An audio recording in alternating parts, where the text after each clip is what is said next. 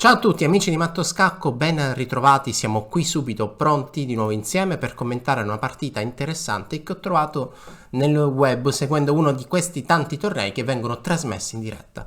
La partita che vi propongo è stata giocata in provincia di Barcellona qualche giorno fa. Con il bianco abbiamo il giovane maestro internazionale olandese Thomas Bersen e con il nero il giovanissimo, ancora più giovane, credo che abbia tra i 16 e i 18 anni, e grande maestro Nodirbek Absutarov. La partita inizia così, E4 C6, D4 D5, apertura Caro-Kann. Si dice che nell'apertura Caro-Kann il nero ha sempre una buona predisposizione nell'entrare in finale e quindi il bianco cerca di evitare questi finali, evitare delle complicazioni, o meglio, evitare delle semplificazioni per creare un gioco dinamico, un gioco dove facilmente dopo l'apertura, così come vedete, si ottiene un po' più di spazio e dove i pezzi del bianco con molta facilità andranno verso il centro. Questo è quello che cerca di fare il bianco. Cavallo D2, che è la mossa della partita, vi dico che non è una mossa principale, perché il bianco ha la necessità, l'esigenza di difendere il suo pedone centrale oppure di spingerlo, e solitamente questa difesa avviene con il cavallo che si sposta in C3 oppure F3. Cavallo D2 non è considerata la linea principale perché permette al nero di interpretare la partita anche in modo diverso, perché si potrebbe fare anche qualche mossa, si potrebbe giocare una mossa molto creativa come cavallo F6, ad esempio vi propongo cavallo F6 e dopo la spinta questo cavallo che sembra chiaramente perdere tempo perché è nuovamente attaccato, quindi si ritrova lì e nuovamente è importante per il nero muoverlo, altrimenti si perde all'istante. Questo cavallo potrebbe anche andare al centro. Come vedete questa è una posizione strana, complessa e forse è anche quello che vuole ottenere il bianco, perché il bianco abbiamo detto che è un giocatore che affrontando la Caro-Kann deve cercare sempre dinamismo.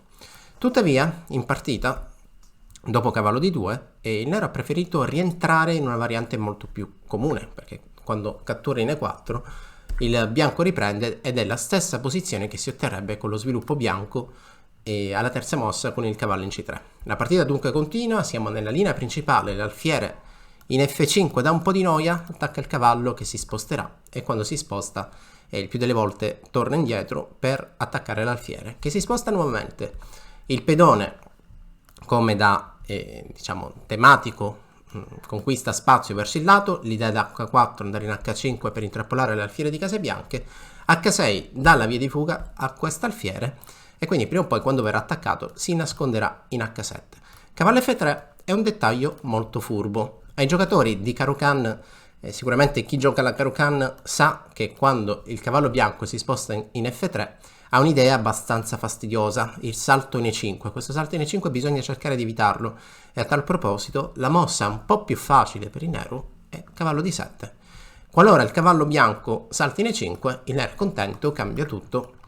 Dopo questa semplificazione, come vedete, non ha nulla da temere, anzi il bianco che resta qui al centro della scacchiera con il suo re in una posizione esposta potrebbe essere attaccato con la torre, oppure dopo una mossa ancora più bella e più sicura quale Rocco Lungo, chiaramente il re del nero rapidamente lo mettiamo al sicuro, la torre attacca e allora il bianco starà sicuramente peggio. Tornando alla partita, quindi cavallo D7, dettaglio importante diciamo, per utilizzare in risposta a cavallo F3. Dopo H5 l'alfiere si nasconde in H7. La partita prosegue, questa alfiere in H7 il più delle volte, e dunque siamo ancora in piena teoria, e viene cambiato, l'alfiere in H7 è il pezzo più forte del nero e dunque il bianco, cercando di accelerare il proprio sviluppo, è ben disposto a questo cambio. Dopo alfiere D3 arriva appunto il cambio, donna per D3 e 6. Per chi non conosce l'apertura Caro-Kann magari guarda questa posizione e dice ok, qui il bianco sta decisamente meglio. Ha un pedone passato nella metà scacchiera avversaria, quindi un pedone che ha superato la metà scacchiera avversaria. Ho detto passato nel senso che ha superato la metà scacchiera. Altrimenti già mi aspetto che qualcuno commenterà, beh, hai detto pedone passato, il pedone passato è un altro. Il bianco qui potrebbe dire di star meglio perché la donna si trova in una posizione abbastanza centrale, i due cavalli puntano e controllano case centrali e poi chiaramente si potrebbe pianificare sia l'arrocco corto che l'arrocco lungo. Si continua alfiere D2, cavallo F6 e dunque arrocco lungo. E dopo alfiere 7 vi dico che siamo alla mossa numero 12, per adesso siamo ancora in piena teoria. Chi gioca la Caro-Kann solitamente nella linea principale, che è questa che stiamo osservando, ovviamente la conosce più o meno fino alla mossa numero 20 con le relative diramazioni principali, e altrimenti è veramente complesso giocare la Caro-Can, perché appunto questo svantaggio di spazio facilmente si potrebbe trasformare in una perdita di iniziativa, in uno svantaggio posizionale. La partita prosegue, Re B1 per il bianco. Re B1 è una mossa che chiaramente non altera la posizione. Il Re B1 si trova bene perché svolge anche un ruolo difensivo su quel pedone in A2 che è il punto più debole della Roccolungo, e cosa importante, a volte lascia la casa libera una torre che in C1 potrebbe essere migliorata e prepara, chissà, in futuro magari anche la spinta C4. È chiaro che la spinta C4 si potrebbe fare anche in questo contesto, però come vedete questo pedone in A2 potrebbe rapidamente essere un obiettivo per l'avversario. E anche qui la premessa di prima, qualcuno dirà, beh, se la donna va in A5 chiaramente c'è l'alfiere bianco, però questa qui consideratela come un'idea, quindi l'attacco su A2 potrebbe avvenire tramite una donna nera che salta in A5, oppure una donna che da D5 potrebbe sempre dar noia su quel pedone in A2 che è il punto non difeso. Re B1 per il bianco a rocco corto, cavallo E4. Siamo nel pieno di due rocchi contrapposti. La teoria dice, ok, il primo che riesce ad attaccare con i propri pedoni è colui che prende l'iniziativa, che poi con molta probabilità trasformerà in una posizione vinta. Cavallo E4, scelta importante perché prepara l'avanzata del pedone G e, cosa importante, cerca di rimuovere dei difensori della rocca avversario. Se il bianco ha roccato lungo, chiaramente il nero deve cercare di far qualcosa sul lato di donna, quindi su questa zona della scacchiera. E cosa potrebbe fare? Potrebbe cercare forse una reazione con la spinta del pedone in B5, però come vedete io spingo in B5 e questo pedone non ha un gran futuro, resterà, prima di creare qualche minaccia reale avrà bisogno del sostegno magari di altri pedoni, chiaramente del pedone A, e poi oltre a questo del sostegno di qualche pezzo. La reazione migliore, o comunque la più rapida e più veloce, è senz'altro C5. C5 è abbastanza rapida perché apriamo con velocità la colonna C, chissà in futuro magari porterò la torre, e cosa necessaria è cercare di reagire al centro. Reagiamo al centro perché siamo un po' più lenti nell'attacco laterale, e questo significa che questa mossa C5 diventa importante perché l'attacco laterale del bianco è sicuramente molto più rapido del nostro sul lato di donna. C5 sulla scacchiera, cavallo per F6, quindi scacco, comunque ha catturato un pezzo che il nero ricattura, e alfiere 3 per sostenere tutto. Come continuerà il bianco? Se noi perdiamo delle mosse, il bianco è già pronto a lanciare in avanti, portare in avanti, sacrificare questo pedone G, e ad esempio vi propongo un seguito, magari B6 per sostenere il pedone.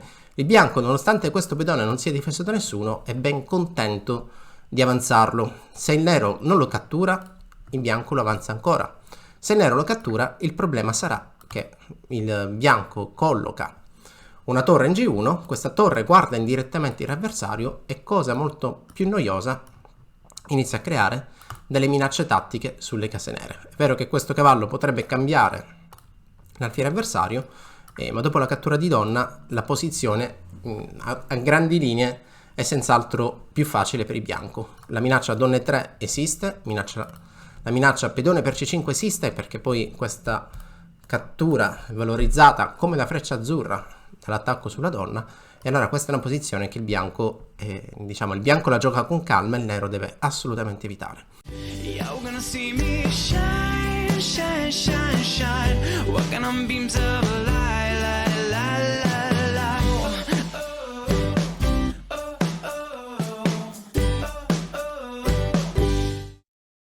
Bisogna fare qualcosa di concreto, e quindi torre C8, la mossa del giovanissimo grande maestro Nodirbek, Nodirbek è il suo nome. Cavallo E5 per il bianco. A questo punto donna C7, sottrarsi dalla possibilità di questa cattura importante, e per avere controgioco potrebbe intervenire la torre da F, che in D8 darà un po' di noia alla donna sulla colonna D. C3 per il bianco, sostenendo il centro. Cavallo D5, mossa naturale. Come vedete, mentre il nero è già stato in grado di portare i suoi pezzi in coordinazione sul lato di donna, il bianco probabilmente ha perso l'attimo. Quindi adesso re a 1, che è la mossa della partita, sembra un po' strana, perché dicevamo prima bisogna portare in avanti, quindi in spagnolo dicono tirar piedras, bisogna lanciare le pietre, portare i pedoni in avanti sul lato dove si trova il re del nostro avversario, e questa spinta G4 non è stata fatta, ma sono state fatte mosse un po' difensive. C3 sembra lenta, re a 1 sembra un po' troppo difensiva, e a questo punto la mossa che forse il bianco ha sottovalutato, questa C4 prende spazio, si porta un pedone nella metà scacchiera avversaria e, cosa importante, si attacca la donna che si sposta in E2 e adesso arriva a B5. Quindi, come vedete, quell'attimo perso, e adesso sta dando al nero la possibilità di spingere in B4 e creare un fastidioso gioco sulle case nere. In caso di G4 probabilmente seguirebbe B4, in caso di G5 potrebbe già essere tardi, perché forse per rallentare l'attacco catturo G5 e dopodiché catturo C3, e se tu mi catturi, questa fantastica coordinazione che si è creata un po' dal nulla, muovendo i pezzi pesanti sull'unica colonna semi aperta che si era creata, dà vita a questa risorsa tattica, perché dopo C3 si apre tutto, l'alfiere interviene, il lato dove si trova il re del bianco è ormai sotto controllo del nero. Torniamo indietro, quindi B5 sulla scacchiera, e qui, cercando di prendere l'iniziativa, è stata giocata torre H3, B4 mossa naturale, torre G3, e il giocatore più frettoloso magari cattura in C3 e dopo la cattura subirà alfiere per H6, e qui sì, il bianco è riuscito a creare il suo gioco tattico. Però il giocatore più attento, dopo torre G3, che è la mossa giocata in partita, giocherà re H7, che è la stessa mossa giocata dal nero. Alfiere D2 per difendere, pedone per C3, alfiere per C3 e a questo punto alfiere D6. Alfiere D6 svolge un ruolo interessante. Il primo potrebbe essere inchiodare il cavallo dietro il quale si trova una torre, e il secondo ruolo è cercare di semplificare la posizione. A questo punto, così è andata in partita, dopo la prossima semplificazione, quindi raggiunta questa posizione, come vedete il cavallo nero domina completamente il gioco. Lì il centro della scacchiera nessuno potrà più rimuoverlo, almeno che non sia una torre che il bianco decide di sacrificare. Torre D8, A3, torre D7.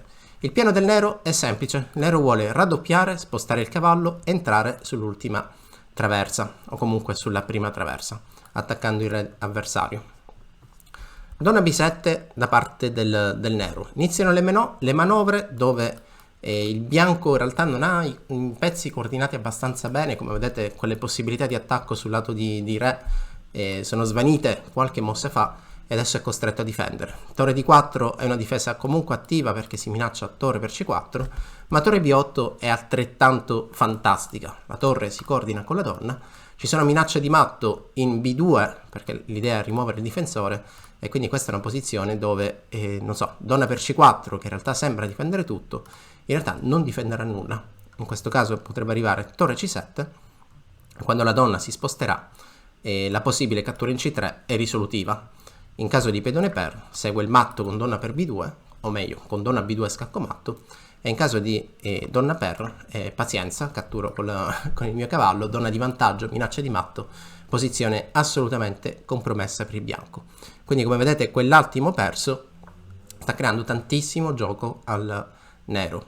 Donna C2, mossa difensiva, qualcosa bisogna pur fare, e donna 6, l'idea lasciare strada libera alla torre, che l'in B3 starà benissimo, nessuno la rimuove più, e allora vediamo un po' come prosegue la partita. Torre G6 minacciando il pedone 6, c'è una piccola tattica invisibile perché donna per F5 potrebbe essere nell'aria, ma dopo donna torre B3 in realtà donna per F5, che sembra forte, il pedone è inchiodato sulla traversa, porterebbe a una chiusura fantastica che vi mostro. Sacrificio di torre in A3, in caso di cattura la donna riprende, scacco, il re si sposta, scacco di cavallo, lui si sposta, e qui già si può intuire che ci sarà il matto. Ok, si può intuire che c'è il matto, vi dico che c'è un matto in 4 mosse dopo re D2, vi invito a trovarlo, però come vedete ci saranno sicuramente più seguiti vincenti, e nei peggiori dei casi al nero basterà anche la cattura della donna.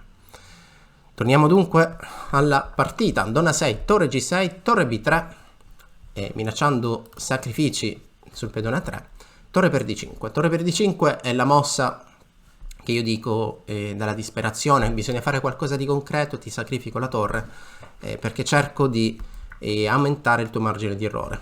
Torre D5 per il bianco, torre D5 per il nero, torre G3 torna indietro e adesso la posizione è comunque difficile. Donna 4, mossa furba perché tra poco vedremo che dopo donna 2, donna 4 minaccia la mossa effettuata in partita, torre D1. Dopo torre D1 il bianco si è reso. In caso di cattura della torre la vittoria seguirà con torre per pedone, scacco, dettaglio importante perché permetterà alla donna di attaccare la donna avversaria, di catturarla perché non è difesa da nessuno.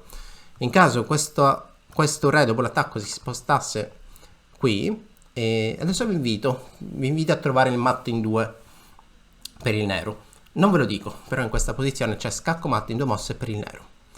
Rivediamo la partita. Dunque, la partita è iniziata così, è 4 C6, apertura caro can, e dopo cavallo D2 presa in E4, cavallo cattura, alfiere F5, siamo ancora nella linea principale, e qui è importante questo dettaglio, il cavallo bianco vuole saltare lì al centro della scacchiera, è molto importante evitarlo, dunque cavallo D7 la considero necessaria. H5, alfiere H7, alfiere D3 per cambiare il pezzo più forte, e qui siamo ancora in piena teoria. È il momento di scegliere il piano corretto. Il fatto che il nero abbia deciso di arroccare corto crea questa posizione squilibrata con arrocchi contrapposti.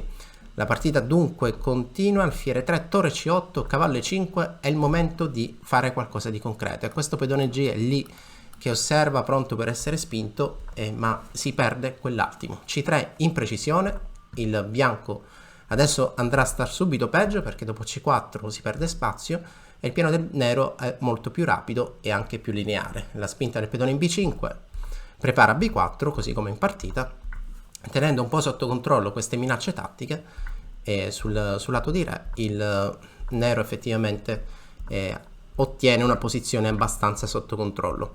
La partita dunque procede e dopo donna B7, torre D4, la minaccia tattica sul pedone C4, ma il nero si disinteressa perché torre B8 tatticamente difende C4. Donna C2 per il bianco, donna 6, dettaglio importante perché adesso dopo donna la torre salta in B3, si minaccia matto e qui il bianco a corto di tempo, comunque in una situazione abbastanza compromessa, disperata, non trova di meglio che sacrificare la qualità per arginare le minacce avversarie. Però purtroppo per lui c'è poco da fare. Dopo donna 3, donne 2, e la partita si conclude con torre D1 con vittoria per il nero. Appuntamento al prossimo video, seguite i social di Matto Scacco. E ora per continuare che cosa posso fare? Beh, innanzitutto ti consiglio di iscriverti al nostro canale in modo tale da non perderti le nuove video lezioni. E poi puoi vedere il video che è stato più cliccato in questa settimana. Ci vediamo, ciao!